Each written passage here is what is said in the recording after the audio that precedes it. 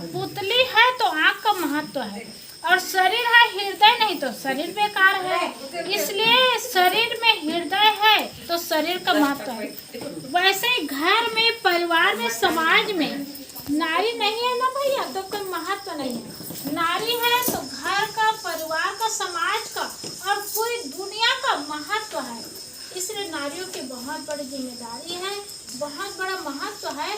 जैसे आँख है और आँख में पुतली है तो दुनिया को देखने का काम आता है, और शरीर है, हृदय है ना तो आदमी जीवित होकर के सुंदर व्यवहार कर सकते हैं। वैसे ही घर में, परिवार में, समाज में स्त्री है तो परमार्थ और व्यवहार को बनाने का काम स्त्रियों का होता है।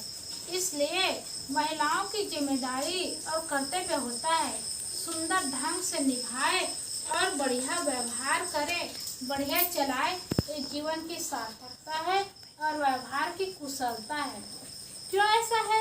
इसलिए कि अभी जो छोटी सी बच्ची का नाम नुकृति का जन्म हुआ है ना, तो पहले तो माँ के गर्भ में 9 महीने तक माँ के गर्भ में रही। जन्म ही माँ तकलीफ पाकर के जन्म दी, और ये बच्ची जब तक बड़े हो जाएगी ना तब तक माँ के गर्भ, माँ के गोद में ही रहेगी, पलेगी। ये बच्ची छोटी रहती ना भैया, बच्चे छोटे रहे तो 21 दिन में माँ को पहचानता है। ये वैज्ञानिक तथ्य है कि बच्चा 21 दिन में माँ को जानता है। अब कैसे जानता है? और दूध के गंध से जान जाता होगा, माँ के आवाज से जान जाता होगा, चेहरा से जान जाता होगा। तो 21 दिन में माँ को पहचानता है, फिर पिता को पहचानता है, धीरे धीरे धीरे धीरे पूरे परिवार को जानता है, और जब बड़ा हो जाता है तो गांव को जानता है, धीरे धीरे दुनिया को जान जाता है। और जैसे दुनिया को जानता जाता है वैसे अपने आप से भूलता जाता है, अपने आप को पहचान नहीं पाता, और जीवन इसीलिए दुखमय बन जाता है। तो जो छोटा बच्चा होता है वो माँ के आधार में, माँ के जीवन से उनका जीवन बनता है। और दुर्गेश्वरी जैसे बच्चे को जन्म दी है तो इस अवस्था में वो कितना कष्ट सही सिर्फ वो महिला ही जान सकती है, दूसरा नहीं जान सकती। वैज्ञानिक बताते हैं कि हर मनुष्य सिर्फ 45 यूनिट दर्द सह सकते हैं, लेकिन एक माँ जब बच्चे को जन्म देती है ना तो 57 यूनिट दर्द सहती है। और 57 यूनिट दर्द कितना होता है? एक साथ 20 हड्डी के टूटने के समान दर्द होता है। अब बताइए, एक साथ 20 हड्डी टूटना कम बड़ी बात है? एक हड्डी टूटे उसका सबको अनुभव होता है। अब थोड़ा ही दर्द हो, थोड़ी पीड़ा हो तो दर्द दुख को सब जानते हैं, और एक साथ 20 हड्डी टूटने आदमी मर जाएंगे। लेकिन जब वही माँ बच्चे को जन्म देती है तो एक साथ 20 हड्डी टूटने के समान दर्द होता है, उसी को 57 यूनिट दर्द कहते हैं। तो वो माँ बच्चे के जन्म देने के समय दर्द सह सकती है, अन्य समय में दर्द नहीं सह सकती, और ऐसे दर्द सह करके बच्चे को जन्म देती है, और इतना कष्ट सह करके बच्चे को जन्म देती है। इसके बाद भी वैज्ञानिक बताते हैं और संत जन बताते हैं कि बच्चे को जन्म देना बहादुरी की बात नहीं है। भले अपने जीवन की बाजी लगा करके जन्म और मृत्यु के खेल खेल करके बच्चे को जन्म देती है, उसके बाद भी जन्म देना बहादुरी की बात नहीं है। बहादुरी की बात क्या है? जन्म के बाद बच्चे को सुंदर संस्कार देना, ये बहादुरी की बात है। इसलिए माँ का एक कर्तव्य तो हो गया, माँ होने के नाते, पत्नी होने के नाते परिवार में बच्चे को जन्म दी, ये एक कर्तव्य हो गया। अब दूसरा कर्तव्य क्या है? बच्चे को सुंदर संस्कार देना, और सुंदर संस्कार देना कहाँ से होगा? अब माँ के गर्भ में रही, माँ का जैसा स्वभाव रहा, जैसे खाना पीना रहा, बात व्यवहार रहा, जैसे जीवन रहा, वो संस्कार तो बच्चे को मिल गया, गर्भ में मिल गया। अब वो संस्कार उनके अंदर टिक गया। अब इसके बाद ये संस्कार माता पिता के जीवन, व्यवहार और उनके कर्म से होगा। इसलिए माता पिता को चाहिए कि सुंदर खुद जीवन जिए और सुंदर संस्कार बनाए। वैज्ञानिक लोग बताते हैं कि माँ के जन्म देने के पहले 20 साल पहले संस्कार देना चाहिए। और माँ 20 साल पहले बच्चे को कैसे संस्कार दे, मतलब जैसे बच्चे को बनाना चाहते ना वैसे खुद बन जाए, क्योंकि स्वभाव संस्कार बनाने में समय लगता है। और खुद ऐसे बन जाएंगे, ऐसे जीवन जिएंगे तो धीरे धीरे धीरे धीरे बच्चे होंगे तो बच्चे भी वैसे जीवन जीना शुरू करेंगे। इसलिए जैसे बच्चे को बनाना चाहते हैं माता पिता को वैसे बनना पड़ता है। और एक केवल कहानी की बात नहीं, उदाहरण की बात नहीं, ऐसे ऐसे कितनों देवी है जो खुद जीवन जी है और अपने जीवन को सार्थक बनाए और बच्चे को सुंदर संस्कार दे। आज कितने माता बच्चे को जन्म देती है, कितने बच्चे का जन्म होता है और दुनिया से चले जाते हैं। कीड़े मकोड़े की तरह जन्म होना, जन्म लेना और दुनिया से जाना, इनका महत्व नहीं रहता। जो बच्चे को जन्म देने के बाद सुंदर संस्कार दे उसका बहुत बड़ा महत्व रहता है। कैसे रहता है? एक मदारसा नाम की माता रही। जब वो लड़की थी ना तो बहुत सुंदर और संस्कारी थी।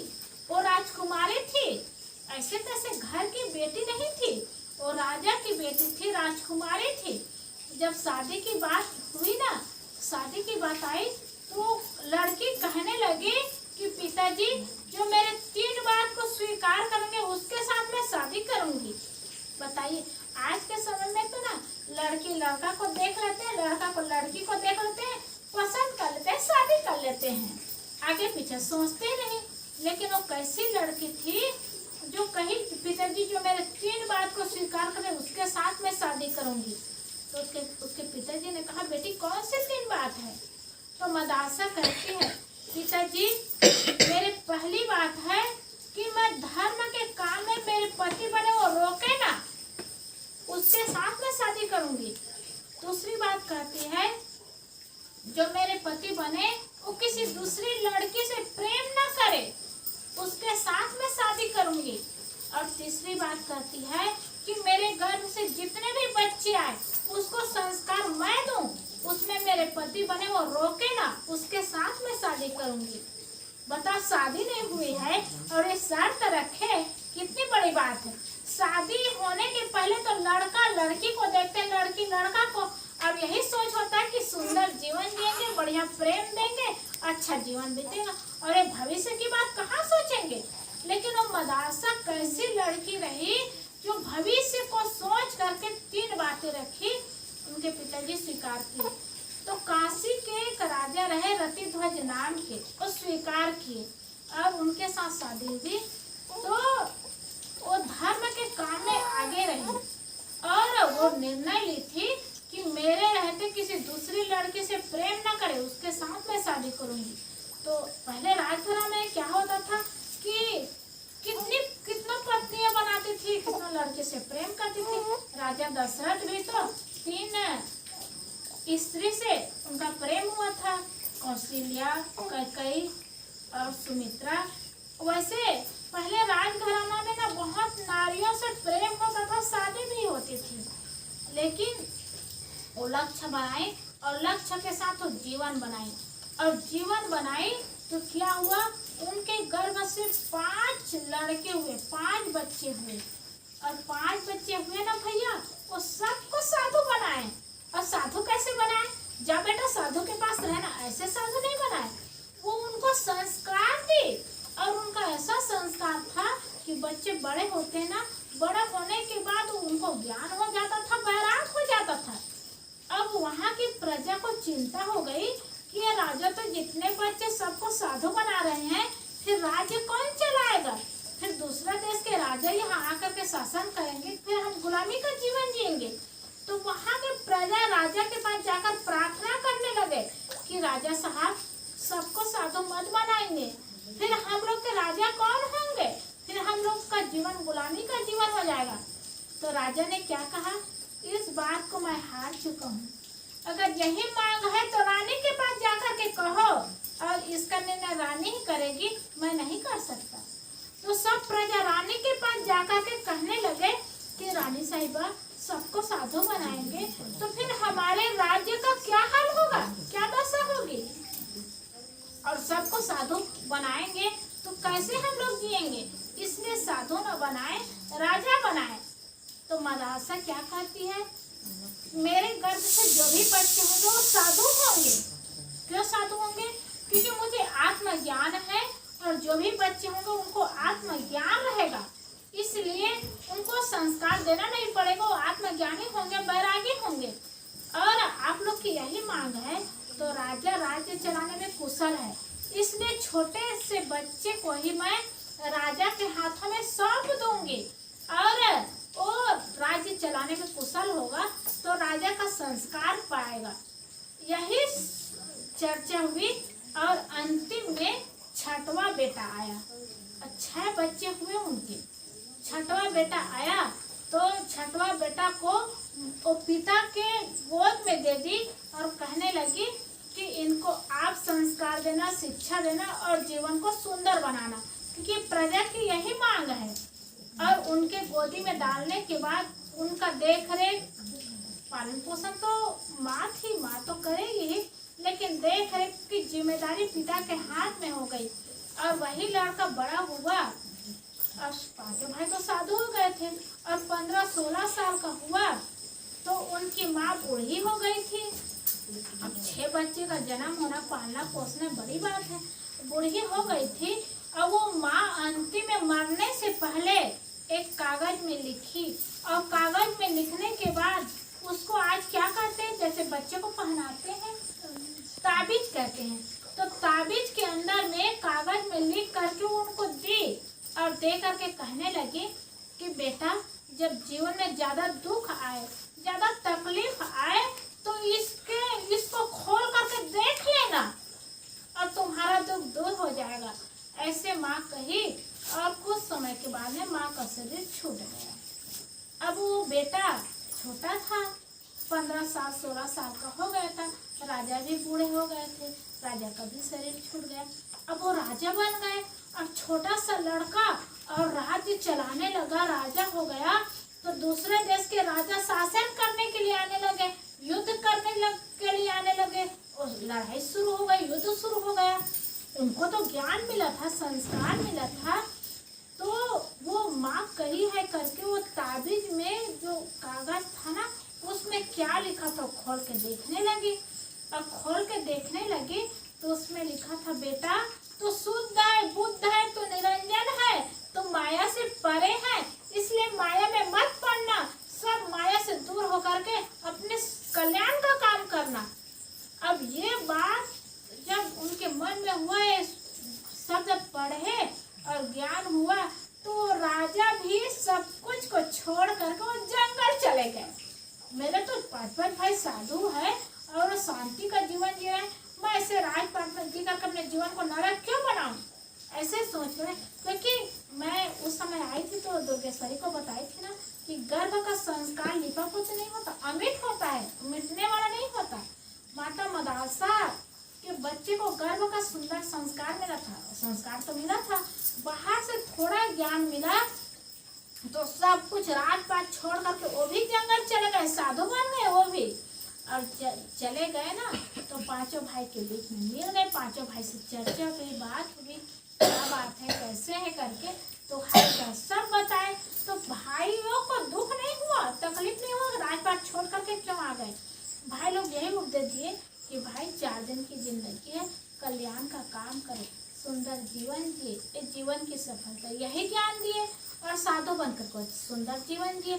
तो उनके 6 बच्चे हुए, 6 साधु बन गए और सुंदर सुखमय शांतिमय जीवन बनाए और जीवन जिए। अब आप लोग बताइए कैसा संस्कार रहे होगा, कैसी सीख दी रही होगी, वो माता कैसी रही होगी जो उनके गर्भ से जितने बच्चे हुए सब साधु हुए।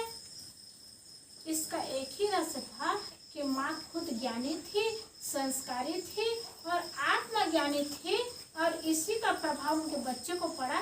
और कैसे ज्ञानी थी, जब बच्चे को लोरी भी सुनाती थी ना तो ऐसे लोरी नहीं सुनाती थी, आत्मज्ञान की लोरी सुनाती थी।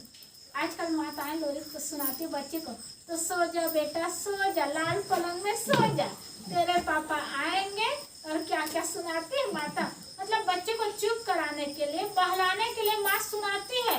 और वैसे वो माता भी लोरी सुनाती थी। तो माता कैसे लोरी सुनाती थी? बेटा शुद्धो असि बुद्धो असि निरंजनो असि संसार माया परिवर्जितो असि संसार स्वप्नम मदासा मुआज वाक्य पुत्रम। माता मदासा कहती बेटा तो शुद्ध है, तो बुद्ध है, तो निरंजन है, तो माया से परे, इसलिए माया में मत पड़ना। मदासा मुआज वाक्य पुत्रम। और मदासा की आवाज है, उनकी वाणी है, अपने पुत्रों को समझाने के लिए आत्मज्ञान देती है। अब दुर्गेश्वरी कहेगी ये छोटी सी बच्ची है, अब ये क्या सुनेगी, क्या समझेगी? ऐसी बात नहीं है, ये छोटी जरूर है। इनकी कहते हैं वैज्ञानिक लोग कि 10 साल तक आंखें बहुत तेज होती है और कान भी तेज होता है। तो जो भी बोलेंगे ना वो बच्ची सुनेगी, जो भी देखेगी वो बच्ची जानेगी। हाँ, इतना जरूर है कि अभी छोटी है तो कुछ कर नहीं सकती क्योंकि इंद्रियां चल नहीं सकती, लेकिन देखने की शक्ति है तो देखेगी और सुनने की शक्ति तो सुनेगी। और जब तक आँख सफेद दिखता है ना भैया तो एकदम तेज रहता है आँख, बाद में ना ये पीला पीला नहीं तो लाल लाल हो जाता है, लेकिन जब सफेद सफेद रहता है ना तो पुतली से तो आँखें दिखाई देती है, लेकिन पूरे आँखों का दृश्य एकदम सफेद रहता है। तो 10 साल तक आँखों की शक्ति तेज होती है, 40 साल तक तो बहुत काफी कम हो जाती है और 10 साल तक तो बहुत तेज होती है। इसलिए छोटे उम्र से ही बच्चे को अच्छे सुनाना चाहिए, अच्छा दिखाना चाहिए और अच्छे जगह रखना चाहिए, तो उसका प्रभाव भी बच्चे को पड़ता है। इसलिए मैं कही ना लोरी सुनाने की बात है, तो लोरी क्या सुनाना चाहिए कि अच्छी बात सुनाए। भले बेटा बेटी कुछ नहीं कर सकते, लेकिन उनके अंदर बसता जाता है। जैसे अभी गोदरेज होता है, गोदरेज के अंदर सोना चांदी भर करके रखो, पैसा भर करके, जितना सामान भर करके रखो उसके अंदर भर कर रखेंगे और ताला लगा देंगे ना तो नहीं निकाल सकते, और चाबी से खोलेंगे तभी निकल पाएगा और नहीं खोलेंगे तो नहीं निकल पाएगा। और जब खोलेंगे तो सारी सामग्री निकलती है, सारा सामान जो भरे है ना वो निकलता है। वैसे बच्चे का जीवन होता है, अभी कुल नहीं, बच्ची कुछ नहीं निकाल सकती, लेकिन गोदरेज में जैसे सामान रखते हैं सब इकट्ठा होता जाता है, वैसे जो दिखाते हैं, जो सुनाते हैं ना तो सारा इनके अंदर समाहित होता जाता है और समय आता है ना, निमित्त मिलता है तो संस्कार निकलता जाता है। इसीलिए माताओं को चाहिए कि 5 साल तक बच्चे को संस्कार मिलेगा। जैसे गर्भ में संस्कार मिलता है, गर्भ के बाद जब बच्चा बाहर आता है ना तो 5 साल तक बच्चे को संस्कार मिलेगा। आप जो भी सुनाएंगे, जो भी दिखाएंगे, जो क्रिया करेंगे वो बच्चा सब देखेगा, सुनेगा। ये बच्चे 5 साल तक देखेगी, सुनेगी, तो केवल देखना सुना नहीं होगा, ये संस्कार लेगी और ये संस्कार से उनका जीवन बनेगा। और 5 साल के बाद बच्ची ना संस्कार नहीं लेती, वो बच्चे संगति का प्रभाव पड़ता है। 5 साल के बाद वो संगति खोजते हैं और संगति का प्रभाव पड़ता है। इसलिए माता पिता के हाथ में बच्चा 5 साल रहे ना तब तक उनके हाथ में है। इसलिए जो भी बनाना चाहे, जैसे बनाना चाहे, जैसे करना चाहे, 5 साल तक आपके हाथ में है। आप जो भी संस्कार देंगे, जो भी करेंगे, जो भी बनाएंगे, उनके अंदर भरता जाएगा। जैसे गोदरेज में भरते जाते हैं ना सामान, वैसे उनके हृदय में भरता जाएगा और जीवन सुंदर बनेगा। तो अभी तो नहीं, वो बाद में बनाएगा, लेकिन अभी ग्रहण करेंगे। इसलिए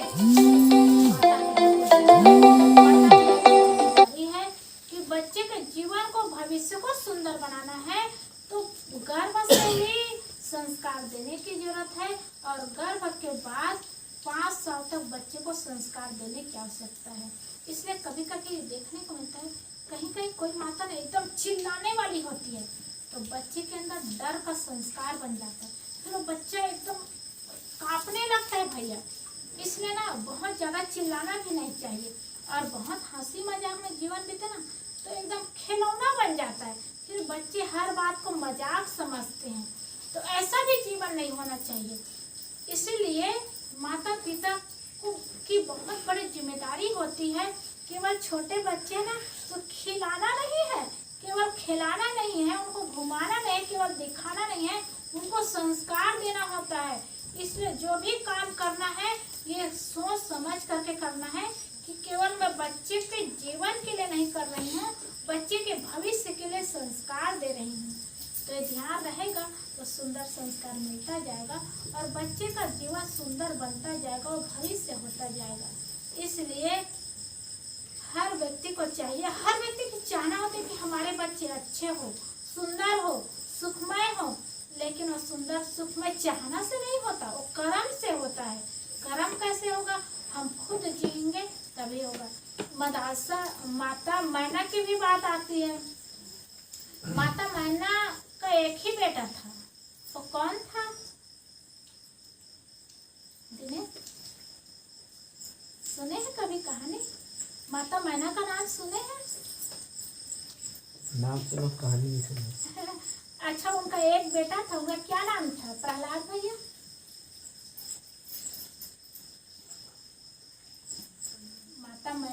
माता मैना का नाम तो इतिहास में जुड़ रहेगा। शंकर भगवान वो लड़का का नाम, लड़का के गोपी चंद नहीं सुने हैं? मैना होगा, मैंने पार्वती का हाथ गोपी चंद एक ही बेटा था, माता मैना का बेटा था, वो भी राजा था। हाँ, और गोपी चंद एक ही बेटा। अब बताओ, राजा होकर के राजपाट छोड़ करके साधु में कितनी बड़ी बात है। भगवान बुद्ध तो राजा थे, महावीर स्वामी राजा थे, सब कुछ छोड़ करके साधु बन गए। क्या खिलौने थे? खिलौना था उनके जीवन। अब देख, जब तक सृष्टि रहेगी, दुनिया रहेगी, उन लोगों का नाम अजर अमर हो गया है। जन्म लेना और जीवन जीना कितनी बड़ी बात है, अपने नाम को अजर अमर कर लेते हैं। तो वैसे वो माता मैना का एक ही बेटा था, गोपी चंद। और गोपी चंद को बैराग कैसे हुआ? कहीं बाहर से थोड़े हुआ था, घर से ही हुआ था। वो कैसे हुआ था? माता मैना का रिश्ते नाते में कोई वो भाई था, भरथरी, राजा भरथरी। राजा भरथरी की कहानी भैया लोग जानते होंगे। वो पिंगला से उनका वो था, तो जब झंझट में पड़े ना, तो राजा भरथरी सबको देखे, पत्नी से इतना लगाव था, प्रेम था, लेकिन पत्नी तो दूसरे के साथ तो झंझट में है, फंसी हुई है दूसरे के साथ। तो पत्नी को निकाल सकते थे, मार सकते थे, लेकिन ऐसा काम नहीं किया। वो सारा ज्ञान उनको हो गया और सब कुछ छोड़ कर तो साधु बन गए। राजा भरथरी तो साधु हो गए। ये दृश्य माता मैना देखती थी, और माता मैना देखती तो घर में आकर के चिंता हो गई उनको। सोच में पड़ गए, मेरा भी एक बेटा है गोपी चंद, और इनकी पत्नी पता नहीं इनकी पत्नी कैसी होगी, और ये पत्नी के प्रेम में राजपाट में भूल जाएंगे तो भविष्य नरकमय बन जाएगा। वो दुखी हो गई तो एकदम दुखी रहने लगी। तो एक दिन गोपी चंद के मन में हुआ कि माता किस बात के लिए दुखी है, क्या दुख है इनको। तो गोपी चंद माँ के पास जाकर के, क्योंकि जल्दी शादी कर दिए थे, पिताजी भी नहीं थे और छोटी उम्र में शादी हो गई थी, तो गोपी चंद ने कहा, माता तुम क्यों दुखित हो, मोहि कहो समझाए। राजपाट धन घर बर दास दास समुदाय, दास दास समुदाय मात रहो जो कीजिए, रहो आनंद घर माई शोक तनिक नहीं कीजिए। सुख पदार्थ और भोग की कमी नहीं है माँ, पर माता क्यों दुखित हो, मोहि कहो समझाए। गोपी चंद जाकर के पूछने लगे कि माता आप दुखी क्यों, मुझे तो बताइए। या धन की कमी नहीं है, दास दासी की कमी नहीं है, और खाने पीने की भोग की कमी नहीं है, लेकिन आपके दुख का कारण क्या है, आप दुखी क्यों हो? तब माता मैना समझाने लगी, देख तब सुंदर बदन चंद्र सूर्य भूपि जाए, पर अंतिम परिणाम में देखत सभी बिलाए, देखत सभी बिलाए आए चिंता भारी। माता मैना समझाने लगी, बेटा जैसे सूर्य और चंद्रमा के बीच में जब तारा सुंदर टिमटिमाता है तो कितना सुंदर लगता है, वैसे कई दास दासियों रानियों के बीच में एक मेरा गोपी चंद कितना सुंदर लगता है। और लेकिन ये जीवन कितने दिन का है, ये राग रानी कितने दिन का है, पत्नी कितने दिन का है, इसीलिए मुझे चिंता होती है। तब गोपी चंद डांट करके कहने लगे, माँ लोग तो कहते हैं कि माँ ममता के सागर होती है, माँ तो माँ जैसे दुनिया में नहीं होती, लेकिन माता तो बैरिन बन गई हो और मेरे लिए ज्ञान दे रही हो। और माँ समझाने लगी, बेटा 4 दिन की जिंदगी है, इसलिए धर्म भक्ति करो, भजन भक्ति करो, कल्याण का काम करो। माँ समझाई थी। तो गोपी चंद ने कहा कि आप बैरी बन गई हो, ये राजपाट छोड़ करके, दास दासी को छोड़ करके और कई रानियों को छोड़ करके मैं भजन भक्ति करने जाऊं? आप कैसे सीख देती हो, कैसे ज्ञान देती हो? तब माता मैना समझाने लगी, बेटा तू भोलो मती सबकी माला फेर, राज क्यों गए बाप ने हुआ भसक का ढेर, पहले के अनुमान में स्वजन हुए कौन सी बात, तू तो रोता रह गया पकड़े पड़े खाट।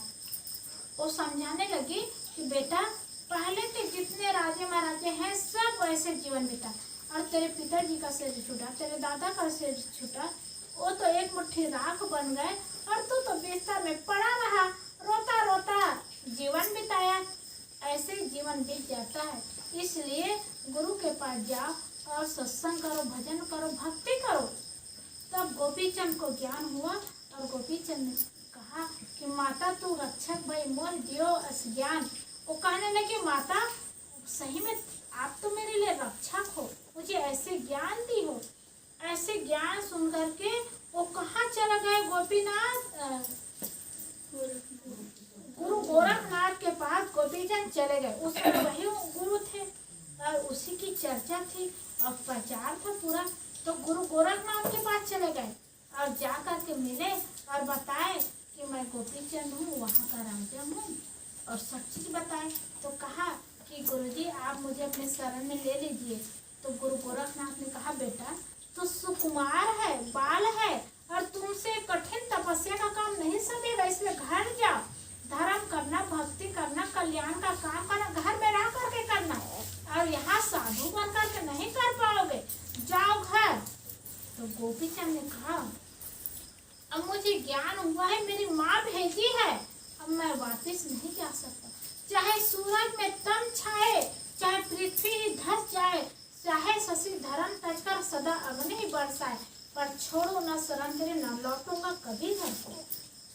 गोपीचंद ने कहा कि सूरज में तम छा जाए, अंधकार हो जाए, पृथ्वी धस जाए, लेकिन और शशि धर्म तजकर अग्नि बरसाए, लेकिन अब मैं घर नहीं लौट सकता। गोपीचंद ऐसे दृढ़ स्वभाव के रहे, वो कभी घर नहीं गए। तो गुरु गोरखनाथ ने कहा, बेटा आपकी ऐसी निश्चयता दृढ़ता है तो ठीक है, लेकिन हमारे पंथ में एक नियम है। ऐसा नियम है, जहाँ से साधु बनकर जाओ वहीं पहले भिक्षा लेना पड़ता है, वहीं जाना पड़ता है। अब जिस घर से तुम आए हो उसी घर में जाकर के भिक्षा मांगना होगा और पहला भोजन वहीं जाकर के करना होगा, वहीं ग्रास लेना होगा। तो गोपीचंद तैयार हो गया और अपने घर में जाकर के माँ भिक्षाम दे ही भिक्षा मांगने लगा। बताओ कितनी बड़ी बात है, अपने बेटे को वो साधु बनाई और साधु बन गए तो भिक्षा मांगने आया है। गोपीचंद भिक्षा मांगने आया कि माँ भिक्षाम दे, माँ भिक्षाम दे। अब आवाज सुनकर के हर माँ जान जाती है कि मेरा बेटा है, बेटे की आवाज है। वो दौड़ करके सीढ़ी से दौड़ करके आई माँ, आकर के देखी कि मेरा बेटा ही आया है। तो गोपीचंद कहने लगा, माँ हमारे पंथ में नियम है कि जहाँ से साधु बनो वहाँ भिक्षा मांगना पड़ता है, मैं आपसे भिक्षा मांगने आया, मुझे भिक्षा दे दीजिए।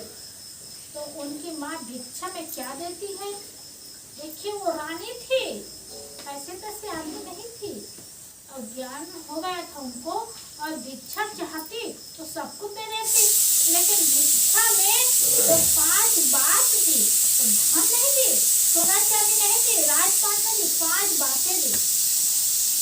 भिक्षा में कही, बेटा सेठ की सैया में सोना, मेरी पहली भिक्षा है। कहे माँ वहाँ जंगल में कहाँ सेठ के सैया होगा, यहाँ राजा था तो सेठ के सैया डल्लप के गद्दा में सोना होता था, वहाँ तो पत्थर में सोना पड़ता है और नीचे झाड़ू करके सोना पड़ता है, सेठ के सैया में कहाँ सो। तो कहे बेटा जब नींद आए तभी सोना, जब नींद आती है ना तो कहीं भी सो तो अच्छी नींद आती है, तो अच्छी नींद लगती है, इसलिए जब नींद आए तभी सोना। ये पहली भिक्षा दी। और दूसरी भिक्षा माता मैना कही बेटा 56 प्रकार के पूजन करना। तो कहने लगी गोपी चंद कि माँ यहाँ राजा था तो राजपाट में 56 प्रकार के भोजन करता था, और वहाँ तो कभी हलवा पूरी मिलता है, कभी सूखा चना मिलता है, कभी वो भी मना हो जाता है, वो भी खाने को नहीं मिलता, और कैसे 56 प्रकार के भोजन करो। तो माता मैना कही बेटा 56 प्रकार के भोजन 56 प्रकार की वस्तु नहीं होता, 56 प्रकार का भोजन है। कड़ी भूख लगे तभी खाना, कड़ी भूख लगे ना तो सूखी रोटी खाने में भी आनंद आता है, चावल चटनी के साथ खाओ तो भी आनंद है, और भूख नहीं है ना तो 56 प्रकार के भोजन खाओ, दूध मलाई मेवा मिष्ठान खाओ तभी स्वाद नहीं आता। तो माता मैंने कही कि बेटा 56 प्रकार के भोजन करना, कितनी बड़ी बात। और तीसरी बात माता मैंने कही बेटा किला में ही रहना। तो गोपी चंद ने कहा माँ आपकी बातें मुझे समझ में नहीं आता, राजा था तो किला था, और वहाँ जंगल में कहाँ किला होगा। तो माता मैना कहने लगी तो बेटा किला का मतलब है कि गुरु के घेरा में ही रहना, गुरु के घेरा से बाहर मत जाना, क्योंकि जीवन में गुरु के घेरा में रहेंगे तो जीवन में सुख रहेगा, इसलिए गुरु के घेरा में ही रहना। ये ज्ञान की बात दी। और चौथी बात माता कही बेटा प्रजा पर मंत्री को वश में रखना। तो कहे माँ जंगल में कहाँ मंत्री होंगे, किसको वश में रखूंगा, मैं आपकी बात समझ ही नहीं पाता। तो कहे बेटा मंत्री का मतलब है राजा का मंत्री, ये बात नहीं है। मंत्री का मतलब मन को वश में रखना, मन कभी भटका देता है, नरक में डाल देता है, ऐसे मन को वश में रखना। और पांचवी बात माता मैंने कही बेटा प्रजा पर शासन करना। कहा माँ ये प्रजा कौन है, ये तो राजघराना में होता है, लेकिन साधु के लिए प्रजा नई बात है, प्रजा कहाँ है।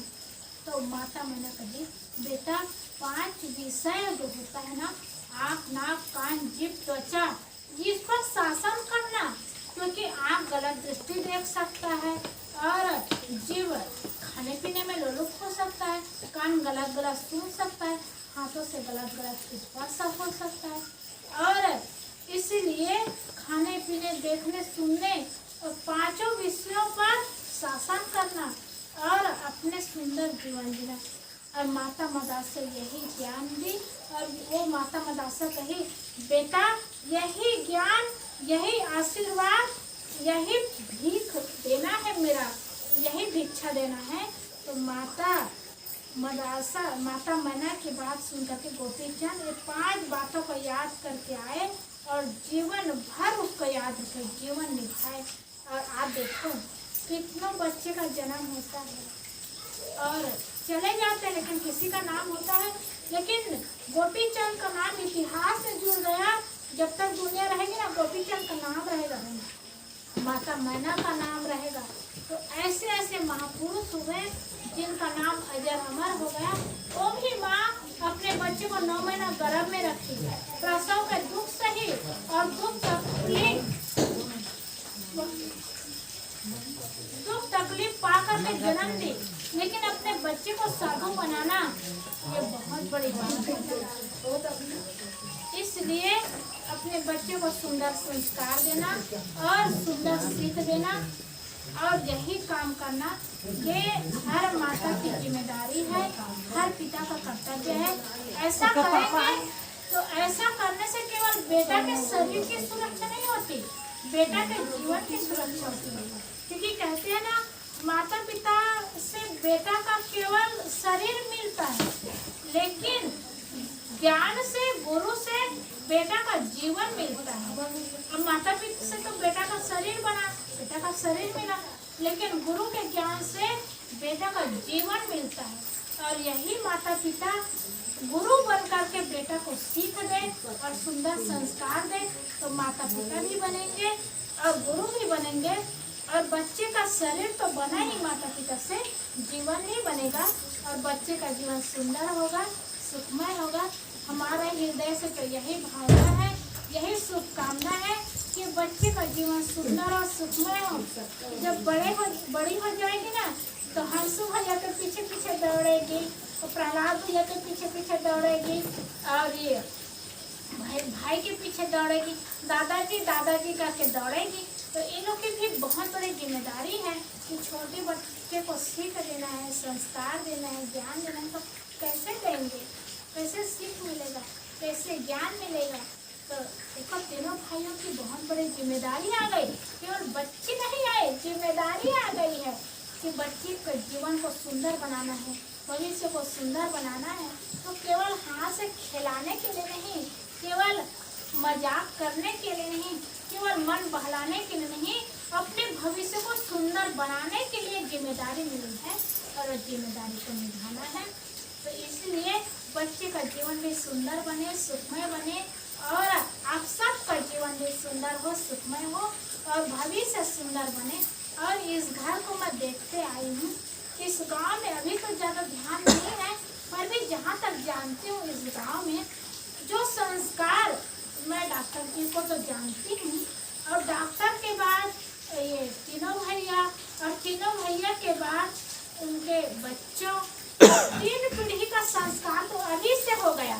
संत को मानने वाले 3 पीढ़ी का संस्कार हमारे आंखों के सामने देखते देखते हो गया, और 4थी पीढ़ी भी हम देखेंगे, और ये पीढ़ी भी सुंदर संस्कारी हो जाएगी, तो 4 पीढ़ी हो जाएगी संतों को मानने वाले। 3-4 पीढ़ी संतों को मानने वाले, ये बहुत बड़ी बात होती है। और ऐसा इस गांव में पहला घर है, और घर में पहले आदमी है जो 4 पीढ़ी का संस्कार मानते आए। अब ये बच्ची तो अभी जन्म ली है, लेकिन 3 पीढ़ी को तो हम अपनी आंखों से देख रहे हैं। पूजा को और विद्या को देख रहे हैं लड़कियों में, और भाइयों को देख रहे हैं, और ये संस्कार सुंदर है, जीवन सुंदर है, और घर परिवार भी कितना सुंदर है, सुखमय जीवन है, सुंदर जीवन है, संस्कारित जीवन है। और ऐसे होते जाए तो संस्कार देने का काम बड़ों का काम है। और छोटे बच्चे तो अभी उठ करके आए हैं माँ की गोदी से, और जिम्मेदारी आप सबकी है। तो ये बच्चे से घर के परिवार को सुंदर जीवन मिलेगा और सुखमय जीवन मिलेगा। क्योंकि अभी दिनेश भाई को वो बच्ची थोड़ी बड़ी हो जाएगी ना, तो उनके बोलने से अच्छा लगेगा, उनके हंसने से अच्छा लगेगा, उनके चलने से अच्छा लगेगा, और अच्छा कर्म करेगी, अच्छा मार्ग में जाएगी, अच्छा जीवन जीएगी, और कितना अच्छा लगेगा। तो सबको अच्छा लगेगा, ये जीवन सुंदर बनेगा, सुखमय बनेगा। इसलिए आप सबकी जिम्मेदारी है, आप सबका कर्तव्य है, अपने जीवन को भी सुंदर बनाना है, अपने भविष्य को भी सुंदर बनाना है। इसलिए संत महात्माओं से जुड़े रहे, संतों का ज्ञान प्राप्त करते रहे, जीवन को सुंदर बनाते रहे, सुखमय बनाते रहे। आप सबको बहुत बहुत केवल शब्दों से तहे दिल से शुभकामना है कि आप सबका जीवन सुंदर हो, सुखमय हो, और भविष्य प्रकाशमय हो। आप सबको बहुत बहुत शुभकामना देते हुए मैं अपनी वाणी को विराम करती हूँ। बोलिए सद्गुरुदेव।